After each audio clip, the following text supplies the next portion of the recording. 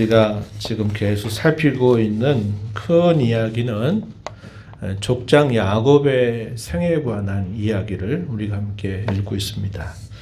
우리가 지난번에 읽었던 이야기 어떤 내용이었냐면 야곱이 형 에서와 만나고 난 다음에 그가 지체하게 되고 안주하게 되면서 큰 문제를 만나게 되었다 하는 이야기를 살펴보았죠.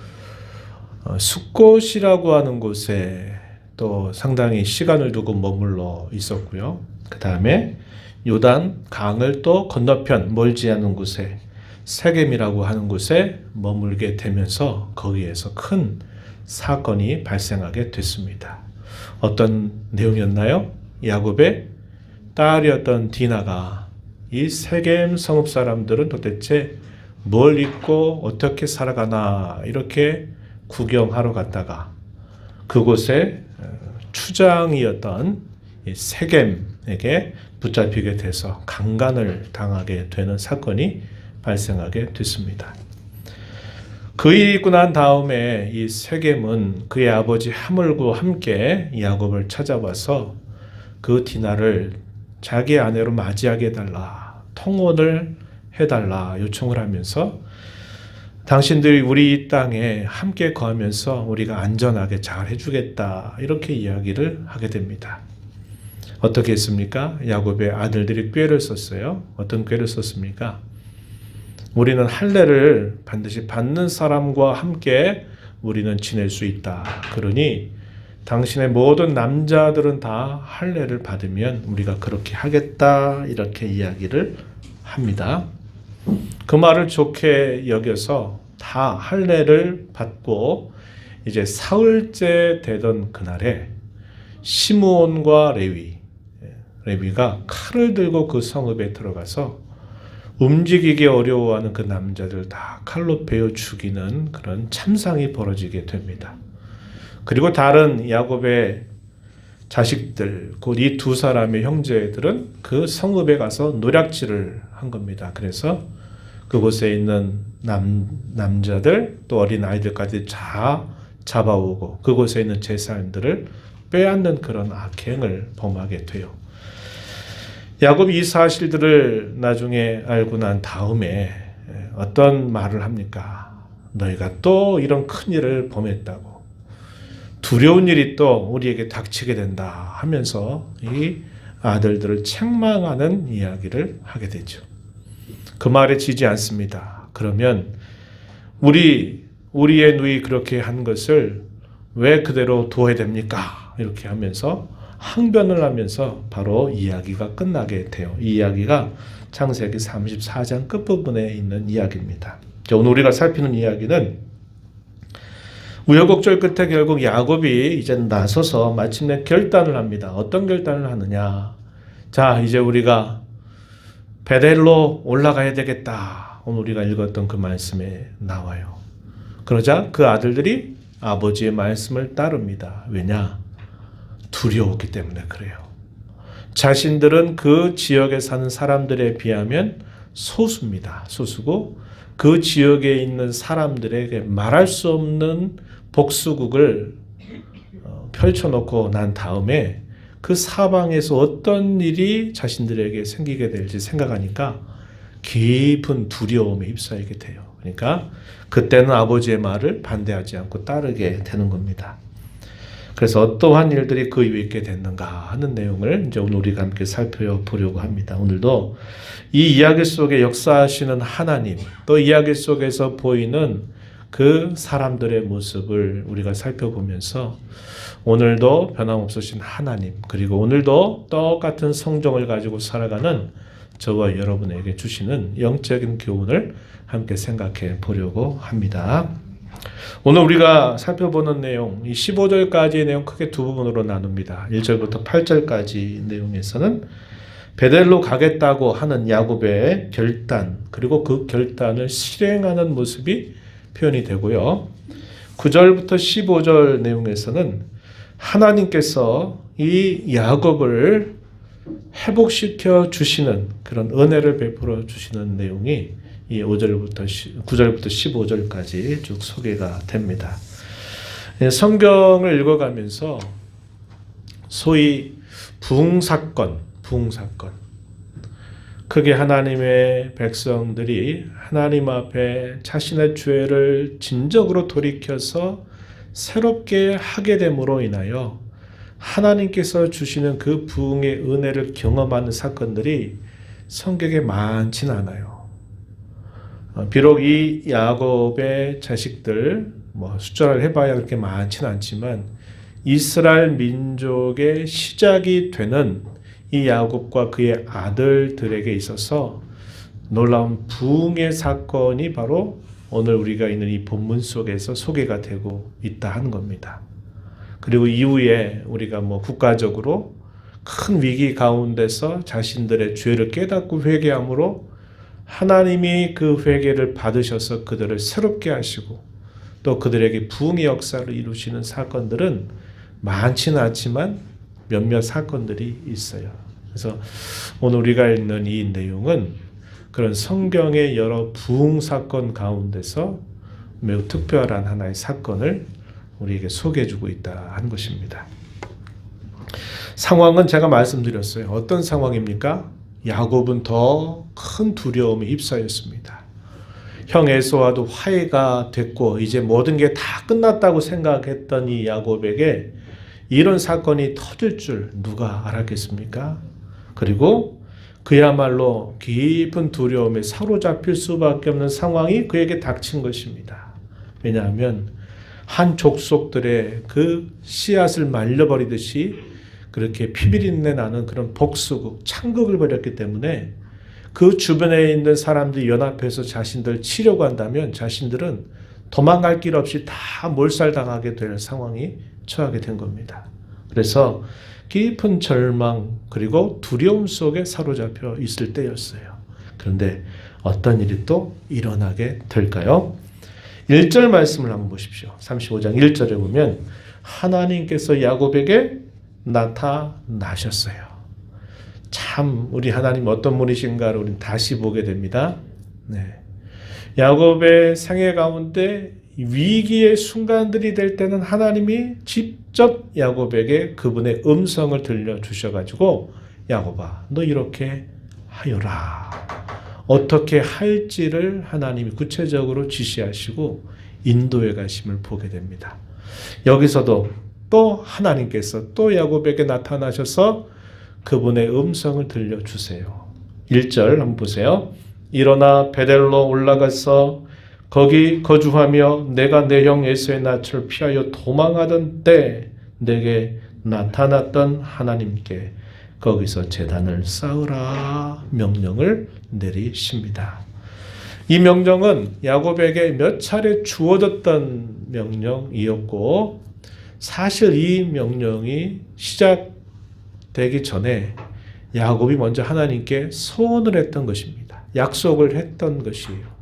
근데 야곱이 그걸 잊고 사니까 하나님이 너 그때 소원한 거 이제 명령을 지켜라 하는 명령을 위기의 때를 항상 지나게 될 때쯤에 그 말씀을 여러 차례 말씀을 해 주셨는데 야곱은 또 그 사실들을 망각하고 또 자기의 삶에 안주하고 지체하게 되면서 실제적으로 그 명령을 계속 순종하지 못하고 있어 왔던 터였습니다. 하나님이 또다시 그 말씀을 야곱에게 들려주세요. 이때 야곱은 이 말씀을 아주 정신 차리듯 그 말씀을 듣게 됐습니다. 상황적으로는 다른 선택의 여지가 없는 거예요. 하나님이 하라고 하시는 대로밖에 할 수밖에 없었죠. 그런 상황입니다. 그래서 야곱이 그 말씀을 듣고서 어떻게 하냐면 자식들을 다 불러 모읍니다. 그리고 이렇게 자식들에게 말합니다. 2절 읽었던 말씀 보세요. 너희 중에 있는 이방 신상들을 버리고 자신을 정결하게 하고 너희들의 의복을 바꾸어 입으라. 세 가지를 얘기합니다. 첫 번째가 뭐였습니까?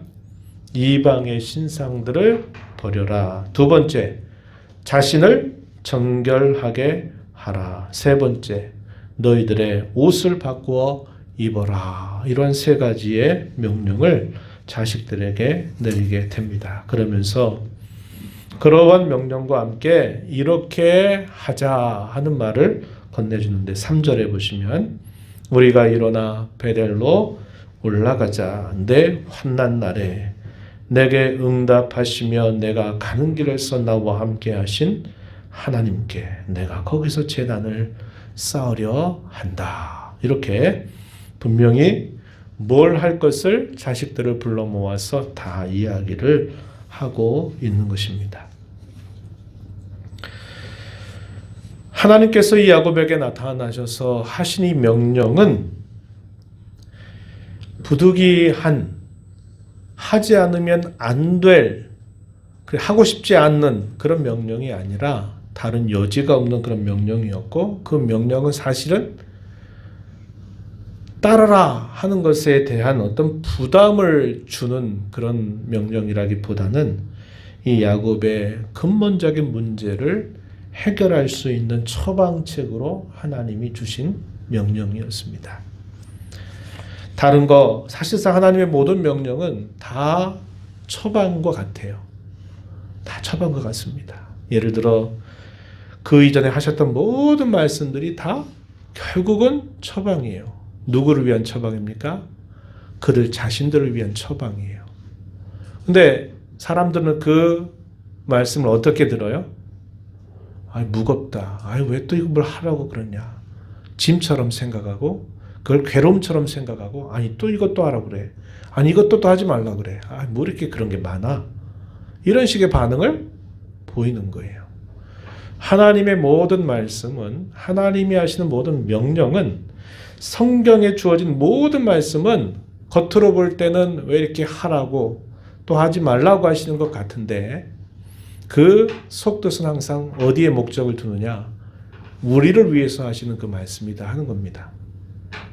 야곱은 그 말씀을 여태까지 그걸 지지부진하게 그것을 이렇게 또 잊어버리고 이렇게 해왔던 것이에요. 이제는 그 말씀이 유일하게 그가 할 수 있는 말씀으로 들리게 된 겁니다. 오늘 우리가 하나님의 말씀을 읽고 들을 때 성경의 말씀을 보면 간단해요. 금방 말씀을 나눈 것처럼 무엇은 하라, 힘써라, 노력해라. 또 어떤 것은 하면 안 된다, 하지 말아라.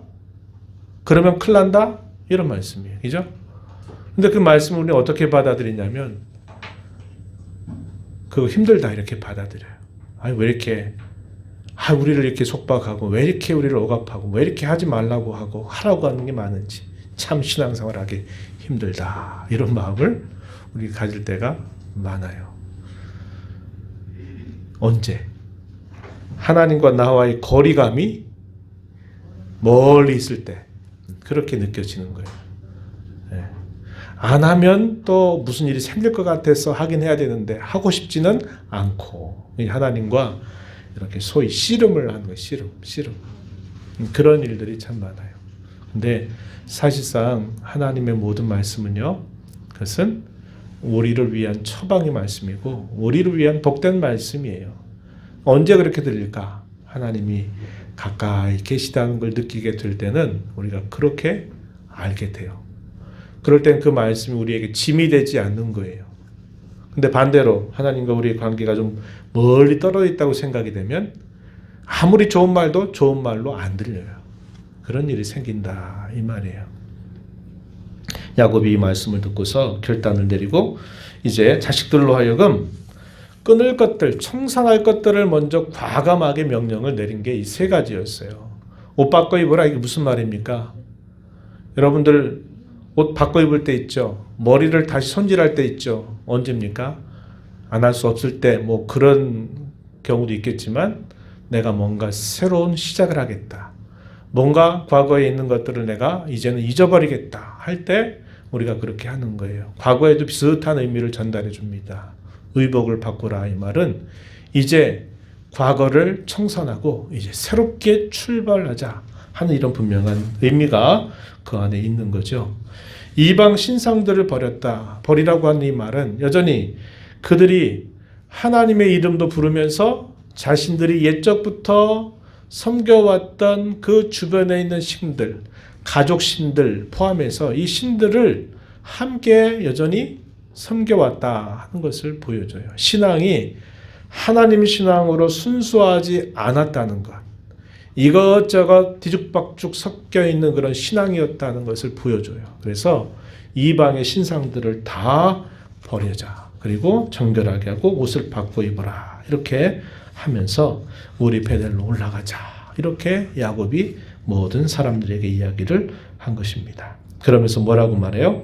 3절 읽었던 말씀이니까 내 환난 날에 내게 응답하시고 내가 가는 길에서 나와 함께 하신 하나님께 내가 거기서 제단을 쌓으려 한다. 하나님이 자기와 함께 하셨다는 것을 그가 말하면서 그 하나님께 이제는 예배를 드려야 된다. 그분께 제사를 드려야 된다. 이렇게 말을 한 것입니다. 이 말을 들었던 자식들이 놀라운 반응을 보였어요. 4절에 어떻게 보니까 자기 손에 있는 모든 이방 신상들, 자기 귀에 있는 귀고리들, 이것도 다 이제 이방 종교와 관계된 것들이었어요. 이런 것들을 야곱에게 다 건네주게 되니까 야곱이 그것들을 다 모아가지고 어떻게 합니까? 자신들이 있는 그 세겜 근처 상수리 나무 아래에 땅을 파서 그것들을 다 묻어 버립니다. 그게 뭐예요? 청산하겠다. 이제는 더 이상 이렇게 하지 않겠다 하는 것을 모든 식솔들 앞에서 다짐하는 야곱의 행위였다 하는 겁니다. 이 세겜이 어떤 자리였어요? 다시 한번 생각해 보세요. 세겜이 어떤 자리입니까? 머물러 있었던 자리였어요. 거기서 무슨 일을 당했어요? 강간 사건이 발생했고 참상이 일어나게 되면서 두렵고 괴로웠던 곳입니다. 떠올리고 싶지도 않은 그곳이었어요. 그런데 이 장소가 어떻게 바뀌어 가냐면 청산하겠다 하는 이 청산의 장소로 바뀌게 돼요. 그렇게 되니까 어떤 변화가 일어나느냐, 거기에 하나님의 은혜가 함께하는 자리로 바뀌게 된 겁니다. 이 세겜이라고 하는 것은 처음에는 정말 생각지도 않고 싶은 그런 괴로운 장소였는데 거기에서 청산하고 거기에 하나님의 은혜가 함께하니까 훗날에는 이 세겜이 하나의 그들의 신앙의 하나의 기념 장소가 되어버리는 것이 돼요. 그래서 하나님이 이렇게 은혜를 베푸신다 하는 것을 우리는 여기서 또 확인해요. 내가 처해져 있는 환경, 내가 처해져 있는 어떤 상황이 이런 상황만큼은 정말 기억하고 싶지도 않고 피하고 싶은 상황이라 할지라도 거기에서 내가 나의 과거를 청산하고 내가 하나님 앞에 나를 맡겨드리게 된다면 그 장소가 어떻게 바뀐다고요? 하나님의 은혜를 체험하는 놀라운 장소로 바뀌게 해주신다는 겁니다. 우리 하나님 그런 분이에요. 그래서 우리의 과거의 아픔과 실수와 허물과 부족함이라 하더라도 거기에서 내가 내 신앙의 변화를 갖고 내가 결단하고 내가 하나님 앞에 내 잘못을 회개하고 돌이킨다면 그것마저도 하나님 우리에게 놀라운 은혜를 체험하는 그런 곳이 되도록 바꾸어 주신다 하는 것을 우리는 이걸 통해서 배울 수 있는 겁니다. 이 원리는 똑같아요. 그래서 하나님은 자기 백성들에게 아픔과 상처와 괴로움마저도 그것을 유익한 것으로 바꾸어 주시는 그런 하늘 아버지시다 하는 사실을 우리가 생각할 수 있게 되는 겁니다. 이렇게 하니까 하나님이 어떻게 하십니까? 우리가 읽었던 말씀 5절 가서 보니까 하나님께서 보호를 하시는데 그들이 느꼈던 그 두려움은 하나님이 안심시켜주고 두려움이 누구에게 그 두려움이 임하게 하냐면 그 사방에 있는 사람들에게 두려움을 하나님이 가져다 주세요. 그러니까 그 사방에 있는 사람들이 이 야곱과 그의 모든 가족들을 다 해가지고 죽이고 싶은 마음은 들었을런지 모르지만 하나님이 그들 가운데 두려움을 두시니까 그들이 이 야곱과 그의 자식들을 추격할 수가 없도록 하나님이 상황을 바꿔주시게 된 겁니다. 5절 말씀 한번 보세요. 그들이 떠났으나 하나님이 그 사면 고을들로 크게 두려워하게 하셨으므로 야곱의 아들들을 추격하는 자가 없었다. 이렇게 말합니다.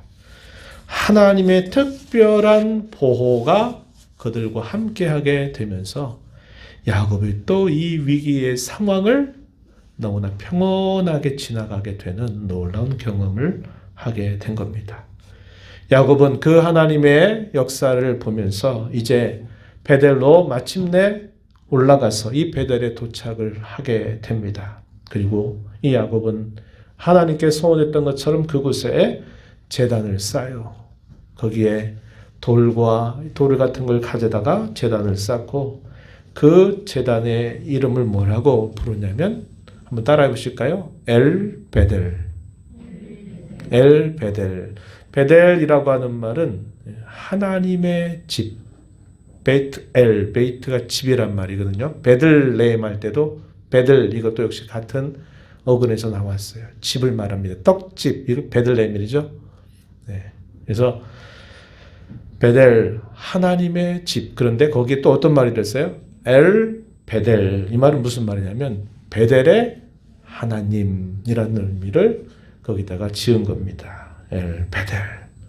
언제적 20년 훨씬 전에 하나님이 그 어디로 가야 될지 모르는 정처 없이 도피를 하고 있는 바다나람이 어딘지도 모르고 그저 정처 없이 출발해서 해가 저물면서 돌을 베개 삼아 잠자리 들었던 그곳에 하나님이 그에게 나타나셔서 하나님이 거기도 계시다는 것, 그리고 네가 가던 곳이 어디든지 내가 너에게 약속한 것을 다 이룰 때까지 내가 결코 너를 떠나지 않겠다고 약속하셨던 그 하나님이 나타나셨던 곳, 그곳을 이제 엘 베델이라 이렇게 부르게 된 겁니다. 이것은 이제 하나님과 이 야곱의 그 관계가 대단히 가까워졌다는 것을 보여주는 거죠. 하나님이 행해 주신 그 일에 대하여 야곱이 적극 반응하는 그런 모습을 보여주고 있는 겁니다.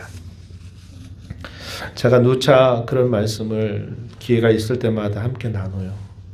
우리 신앙이 생동감이 이렇게 있게 되려면요, 어떻게 돼야 되냐면 반응을 해야 돼요. 반응. 어떤 반응? 하나님께서 내게 어떤 것들을 주셨다, 아니면 어떤 은혜를 주셨다 했을 때 여러분들이 반응을 적극적으로 하셔야 돼요. 하나님이 해주셨지, 그냥 감사하다 이렇게 지나가면 안 돼요. 여러분들이 어떤 방식으로든지 반응을 많이 하세요.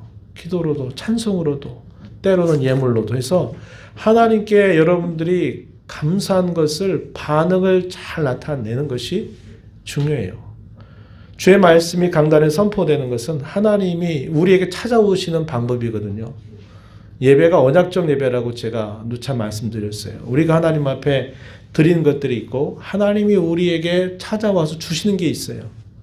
말씀은 주로 하나님이 세운 목사를 통해서 그 말씀을 우리에게 주시는 거거든요. 그럴 때 여러분들이 그 말씀을 그냥 듣고 지나쳐 가지 말고 그 말씀 속에서 여러분들에게 또 가까이 깨닫게 하시는 것들이 있으면 그걸 적어두고 또 그것에 대해서 여러분들이 기도로 하나님 오늘 이렇게 했는데 너무 감사해요. 기도로 반응하고 찬송으로 하나님께 찬송을 드리고 이렇게 해서 주고받는 것들이 이렇게 서로 이렇게 되면 이게 교통이 이루어져요. 교통. 성도도 마찬가지잖아요. 어떤 음식을 가져와서 그 음식을 가지고 함께 먹으면 고마운 마음에 자기도 또 뭔가 있을 때 가져와서 같이 나눠 먹고 하다 보면 어떻게 됩니까? 서로가 교통이 이루어지는 거예요. 가져왔는데도 뭐 그냥 가져왔으니까 먹고 아무런 반응을 안 해보세요. 그러면 교통이 이루어지질 않아요. 우리 신앙의 생동감이나 성장도 반응입니다. 반응. 그래서 하나님께 반응하는 거예요. 그런 것들을 여러분이 잘하면요, 신앙이 쑥쑥 자라요. 그리고 신앙의 생동감이 생겨요. 근데 그게 속으로는 감사한지는 모르겠지만 뭐 아무런 게 없이 그냥 늘 그런 대로 가만히 이렇게 있으면요, 신앙이 자라질 못해요. 늘 제자리 걸음친다 이 말이에요. 여기서도 야곱이 그전에는 그렇게 안 했는데 여기서 어떻게 합니까? 하나님이 또 큰 위기를 벗어나게 한 것에 대해 감사하니까 그때부터는 여기서 베델까지 가는 길을 지체하지 않고 그냥 계속 올라간 겁니다. 그래서 그 베델에 올라가서 제단 쌓고 거기에 하나님 앞에 제사를 드리고 엘베델이라고 이름을 지으면서 하나님께 감사로 하나님 앞에 이런 일들을 그가 행하게 된 겁니다. 그랬더니 또 하나님이 어떻게 응답을 해주실까요? 9절부터 15절의 내용에 보면요, 하나님께서 기뻐하신 겁니다. 기뻐하시고서 어떻게 하시느냐, 이에게 다시 한번 하나님이 그의 이름을 이제는 더 야곱이라고 하지 말고 내 이름을 이스라엘이라고 불러라. 내가 그렇게 너를 해주겠다. 이렇게 말합니다. 언제 이 이름을 처음 듣게 됐습니까? 약복강 나루에서 그 말씀을 처음 들었잖아요. 근데 여전히 그런 말씀을 들었지만 그와 삶에는 아무런 상관이 없는 듯이 보였어요. 왜? 그냥 그렇게 늘 살아왔던 거죠. 근데 이제는 하나님이 내 이름을 이스라엘로 이제 바꿔주겠다. 이런 말씀을 하시면서 이스라엘로 그를 부르시기 시작하신 겁니다. 그리고 하나님께서 그에게 복 주시겠다고 하시는 선언을 들려주세요. 11절 한번 가서 보세요. 11절 가서 보시면 하나님이 그에게 이르시되 나는 전능한 하나님이라. 생육하며 번성하라. 한 백성과 백성들의 총회가 내게서 나오고 왕들이 내 허리에서 나오리라. 이게 무슨 말씀입니까? 야곱의 12 아들들이 이제는 나라를 만들게 돼서 거기로부터 왕들이 나오고 아주 하나님이 단단하게 세워주실 것을 약속하시는 말씀이죠. 한 백성과 백성들의 총회가 너에게서 나올 것이다. 왕들이 너의 허리에서 나오게 될 것이다. 하나님이 옛적에 약속하셨던 그 약속대로 번영과 번성을 이루게 하시겠다. 이런 약속을 다시 그에게 말씀하고 계신 것입니다. 12절에 보면 내가 아브라함과 이삭에게 준 땅을 내게 주고 내가 내 후손에게도 그 땅을 주리라. 이것도 아브라함에게 약속하셨던 그 약속이 이삭에게 계승이 되고 마침내 아버지 이삭으로부터 자기에게 계승되는 복이 되겠다고 하나님이 선언하시는 말씀을 들려주시게 된 겁니다. 그래서 또 그 말씀을 들었던 야곱이 또 하나님께 감사하며 반응을 하죠. 어떻게 반응합니까? 14절에 이렇게 반응했어요. 야곱이 하나님이 자기와 말씀하시던 곳에 기둥 곧 돌 기둥을 세우고 그 위에 전제물을 붓고 또 그 위에 기름을 붓고 하나님이 자기와 말씀하시는 곳에 이름을 베델이라 또 불렀다. 이렇게 표현을 했습니다. 이때부터는 아주 반응이 즉각적이잖아요. 그만큼 그가 하나님을 가까이에서 만나면서 그의 심령의 변화가 일어나게 됐다는 것을 보여주는 겁니다. 그래서 이것이 그에게 있어서는 또 다른 생애의 한 전환점이 된 사건임을 우리에게 보여주고 있는 것입니다. 오늘 이 말씀을 보면서 이 말씀을 몇 가지로 한번 적용을 해보려고 합니다. 우리는 이 이야기를 통해서 하나님이 어떤 분이신가를 다시 한번 확인합니다. 우리 하나님은 한결같은 자비와 때를 따라서 도와주시는 하나님이시다 하는 사실을 우리는 다시 한번 보게 됩니다. 야곱의 생애를 우리가 오랜 시간 살펴오면서 우리는 그의 생애 가운데 항상 함께 하신 하나님의 손길을 보고 있어요. 잘 한번 생각해 보세요. 대부분은 보이지 않게 간접적으로 하나님이 그에게 함께 하셨어요. 때때로 긴박한 상황, 위기의 때에는 하나님 어떻게 함께 하셨어요? 보이도록. 그 말씀을 직접 들려주신다든지 구체적으로 하나님이 이렇게 하시는가를 분명히 보이도록 그리고 직접적으로 하나님이 함께 하셨습니다. 대부분 야곱은 어떤 생각을 했을까요? 자기 혼자 살아왔다고 생각했을 거예요. 자기 힘과 지혜로 자기는 살아왔다고 생각했고 위기를 만나면 자기를 도와줄 사람이 없고 외롭고 힘들고 지친 자신의 모습에 힘들어 했을 것입니다. 그런데 하지만 사실은 그렇지가 않아요. 자신이 몰랐을 뿐이에요. 몰랐을 뿐이라는 거예요. 제가 그 말씀 드렸죠. 대부분은 하나님이 함께 하실 때 어떻게? 눈에 보이지 않게. 그리고 어떻게? 간접적으로. 그러나 항상 그와 함께 하셨어요. 근데 야곱은 그걸 몰랐어요. 그런 일이 없었다 생각해요. 그럼 언제 하나님이 함께 하셨다고 생각합니까?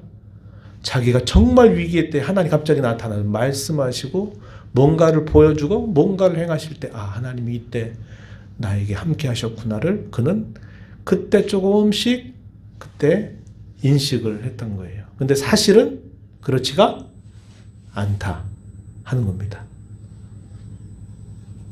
만약에 그가 하나님께서 자기가 언제나 살아오는 생의 순간순간들마다 함께 하셨다는 사실을 그가 알았다면 그가 이때까지 살아온 그의 인생의 여정은 훨씬 더 가볍고 훨씬 더 든든하고 힘들지 않았을 거예요.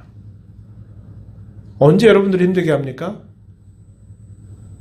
아무도 나를 몰라주고 나 혼자 외톨이로 지금 떨어져 있다라는 생각이 내게 찾아오게 될 때 그때 힘들어요. 사람 그때 힘들어요. 나 혼자 있다. 아무도 나를 도와주지 못한다. 아무도 내 마음을 알아주지 못한다라는 그 마음이 우리를 사로잡으면 그때가 가장 힘들다 이 말이에요. 야곱은 그렇게 생각을 해온 거예요. 자기가 인생사에서 여러 가지 일들을 겪게 될 때마다 나 힘들다. 아버지가 자식들에게 그 속마음을 다 이야기할 수 있겠습니까? 자기가 책임을 져야 될 나이에 누구에게도 어떤 얘기도 못하고 혼자 무거운 짐을 지고 힘들어했다는 거예요. 왜? 자기 혼자 있어봤기 때문에 이런 생각이. 근데 만약에 그가 뒤늦게 깨닫게 되지만 그가 만약에 자기가 사람 모든 삶의 여정에 하나님이 순간순간마다 함께했다고 하는 사실들을 그가 매 순간마다 알았다면 그는 외롭지 않았어요. 그리고 지치지 않았을 거예요. 든든했을 거예요. 하나님이 함께 하시면 된다고 생각했을 거예요. 근데 그걸 몰랐던 겁니다. 아는 것과 모르는 것의 차이가 이처럼 커요. 뭘 모르는 겁니까? 하나님이 언제까지 항상 그와 함께 하셨는데 자기는 하나님이 함께 하셨다는 사실을 모르고 살아온 것만큼 힘들었어요. 그러나 하나님이 언제나 자기와 함께 하셨다는 사실들을 그가 정말 이제 깨닫고 살아간다면 그의 인생의 여정은 무겁지가 않아요. 저와 여러분의 삶에도 마찬가지임을 기억하십시다. 여러분 잘 아는 이야기 하나 제가 소개할게요. 모래 위의 발자국. 여러 번 들어보기도 하고 읽어봤을 거예요. 제가 한번 여러분 이 이야기를 한번 여러분들에게 제가 낭독해 드릴게요. 이게 시입니다. 시. 한번 보세요. 들어보세요. 어느 날 밤 꿈을 꾸었네. 주와 함께 바닷가 거니는 꿈을 꾸었네. 모래 위에 두 발자국을 보았네. 하나는 내 발자국, 또 하나는 주님 발자국. 거기서 내 인생의 마지막 장면들을 보았네. 마지막 내 발자국이 멈추어진 곳에서 내 삶의 길을 돌이켜 보았을 때 자주 내 삶의 길에 오직 하나의 발자국만 보였네. 그때는 내 인생에서 가장 힘들고 어려운 시절이었네. 나는 의아해서 주님께 물었네. 주님, 제가 주님을 따르기로 했을 때 주님은 항상 저와 함께 하신다고 약속하셨지요. 그러나 보십시오. 제가 주님을 가장 필요로 했을 때 그때 거기에는 오직 하나의 발자국밖에 없었습니다. 주님은 저를 떠나 계셨죠? 주님께서 대답하셨네. 나의 귀하고 소중한 이여 나는 너를 사랑했고 너를 결코 떠나 있지 않았단다. 내 시련의 때, 고통의 때에도 내가 본 오직 하나의 발자국, 그것은 내 발자국이니라. 그때 내가 너를 등에 업고 걸었노라. 이렇게 끝나는 시입니다. 뭘 얘기하는 겁니까? 이 이야기의 교훈은 잘 알겠죠. 우리가 뭘 알아야 됩니까? 하나님이 우리와 함께 하시겠다고 약속하셨기 때문에 하나님은 내가 보이도록 혹은 내가 정말 하나님이 이렇게 도와주시는 것을 내가 분명히 보고 알 때만 아니라 사실상 하나님은 언제나 나와 함께 하시는 거예요. 근데 누가 못 봐요? 내가 그걸 못 보는 거예요. 내가 그 사실을 잊고 사는 거예요. 그래서 그때 잊고 사니까 어떤 마음이 드는 겁니까? 하나님 저 너무 힘들어요. 하나님 왜 안 도와주세요? 제가 너무 이렇게 힘들어서 견딜 수 없어 쓰러질 것 같은데 하나님 왜 안 도와주세요? 우리가 그렇게 말한다는 거예요. 야곱의 생애는 마치 그와 같은 겁니다. 하나님이 말씀하신 대로 이제껏 항상 함께 하셨어요. 그런데 그는 하나님이 함께 하신다는 생각을 전혀 모르고 혼자 살아온 거예요. 근데 돌아보니까 하나님이 그때 약속하시고 하셨던 그 말씀대로 내가 살아온 모든 삶의 순간순간에 하나님이 함께 하셨다는 것을 그가 뒤늦게 깨달은 거예요. 여러분 깨닫고 살아가세요. 깨닫고 살아가세요. 나 혼자 있다고 생각하지 마세요.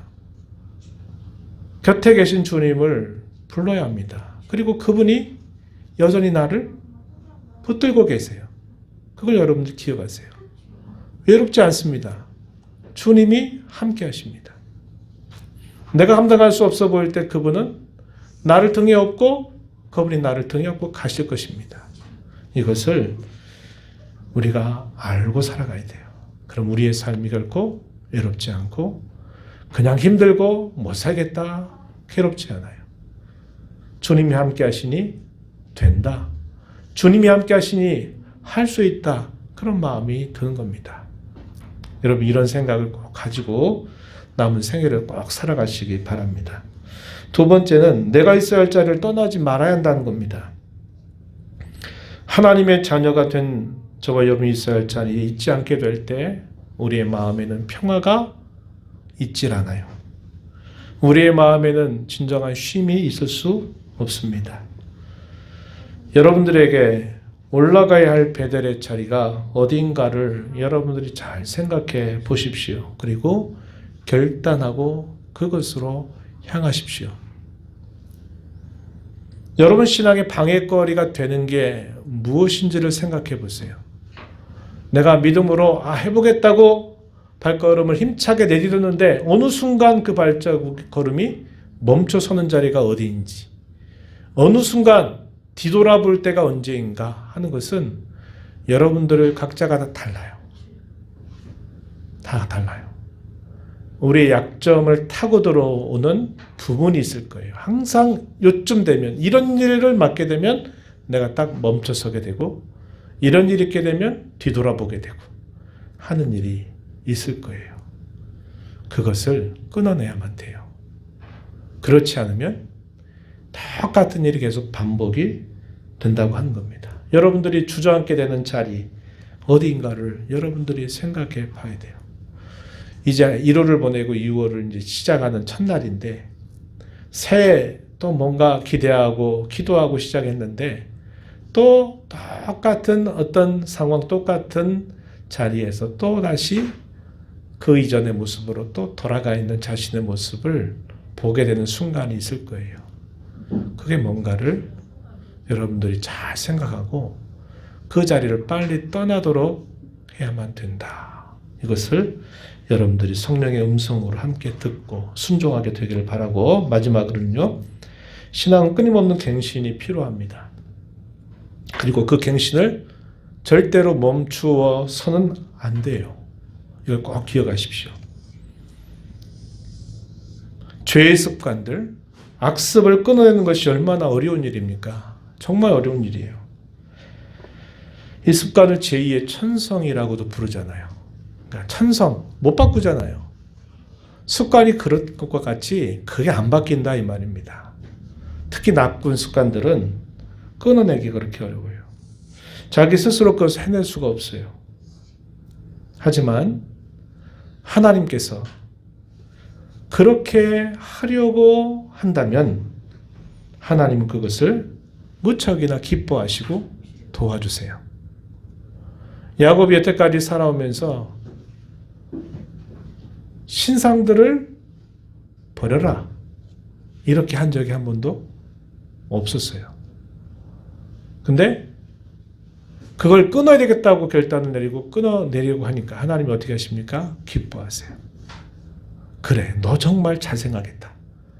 너 정말 그거 잘했다. 내가 너 도와줄게. 이렇게 해서 하나님이 이 야곱을 도와주시는 겁니다. 우리의 신앙은 계속적으로 갱신하지 않으면요, 안 바뀌어요. 그래서 계속 갱신한 자세 가져야 되고, 이 정도면 됐다라고 안주하거나 멈춰서서는 안 돼요.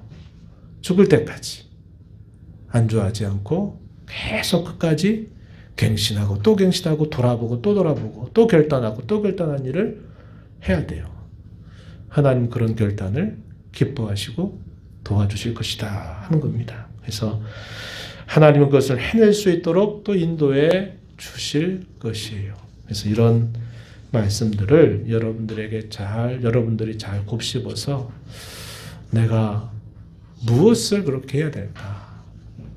나는 어떤 면이 되면 나는 거기서 꼭 신앙의 자리를 떠나게 되는가 하는 그것을 잘 생각해 보면 알게 돼요.